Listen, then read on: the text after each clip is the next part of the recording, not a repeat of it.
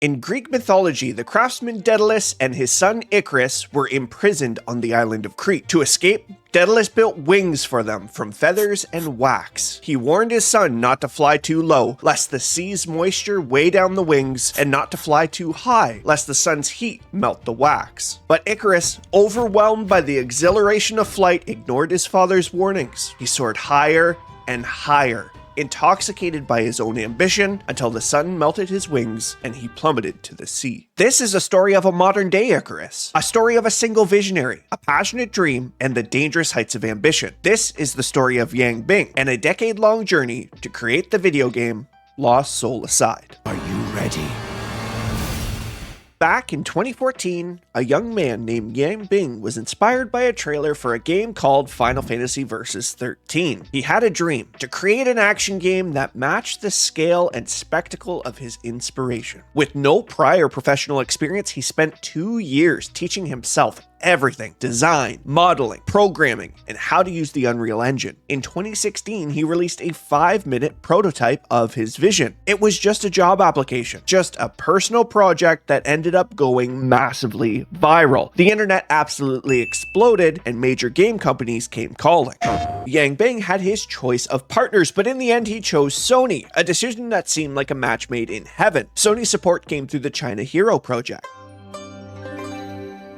an initiative designed to help promising Chinese developers with additional funding, game development support, global distribution, and marketing power. This meant his small passion project could finally become a reality, and with Sony's backing and his small team of fewer than 5 people, he founded his first official studio, Ulti-Zero Games. The team grew slowly, from about 10 people in 2018 to 20 people by late 2019. They couldn't afford senior talent, so the new hires were comprised of a mix of mobile game developers and inexperienced newcomers learning the job as they go. This led the project to its first major roadblock. The team began to realize its initial plans for an open world were too ambitious. They were burning through their funding with very little to show for it. By 2020, Yang Bing made a gut-wrenching decision to scrap the entire game and start over. A very difficult decision that was about to be further complicated.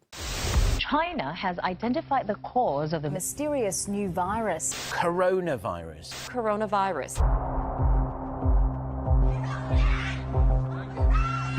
From 2020 to 2023, lockdowns in Shanghai slowed development to a crawl as everyone was forced to work from home. And now, with a few years of experience under their belt, several team members began leaving the studio, using Ulti-Zero as a stepping stone just to gain experience and move on to bigger companies like Tencent and NetEase. As these years wore on, the personal toll on Yang Bing was immense. The man who once started with a dream was now said to be balding and graying, a physical representation of the decade he poured into his project. He even broke up with his girlfriend, sacrificing his personal life for his professional ambitions. In 2024, Sony stepped in and demanded changes to the script and directly participated in the revisions, instituting their own team of writers who had previously worked on games like God of War Ragnarok and the Horizon series. The narrative was heavily cut down, and the game's release date was delayed. But the biggest challenge wasn't even a technical one. It was a PR crisis that could have killed the game before it even launched. In early 2024, the studio's planner Vivian became embroiled in an online controversy. An inter-studio chat log was released to the public where Vivian was making racialized statements that N-words were the largest overseas audience, and when you lose 1 unit of sales from yellow people, you will receive 10 units of sales from black people. Sony's response was a masterclass in mismanagement. They downplayed the situation and initially prevented the development team from making any public statements. It was a crisis that spun out of control, fueled by what Sony China later admitted was a failure in their sales department's PR crisis management. But at this point, the damage was done, and Yang Bing, the introvert who just wanted to make a game, had to step in and fire the employee to save his project. This incident exposed a harsh truth. Under the China Hero project, developers like Yang Bing had no real power. Sony now controlled everything from the inside out. What they say goes, from the game's story and pricing to the studio's external communications. Everything now had to be filtered through the corporate machine and greenlit before proceeding.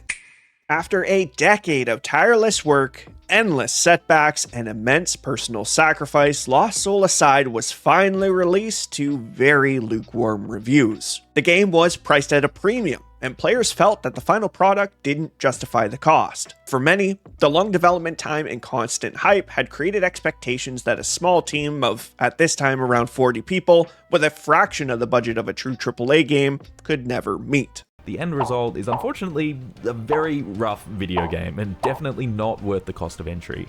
I do not recommend Lost Soul aside.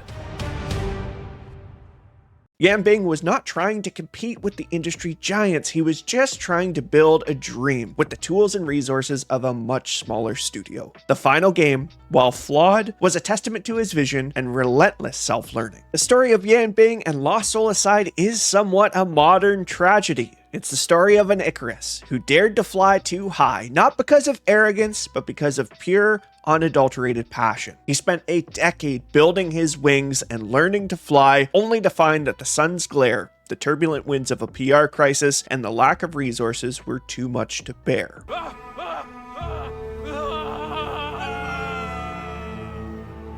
In the end, his journey serves as both an inspiration and a warning that with enough discipline and self-learning, you can try to achieve your dreams, but be prepared because the act of flying just may cost you everything.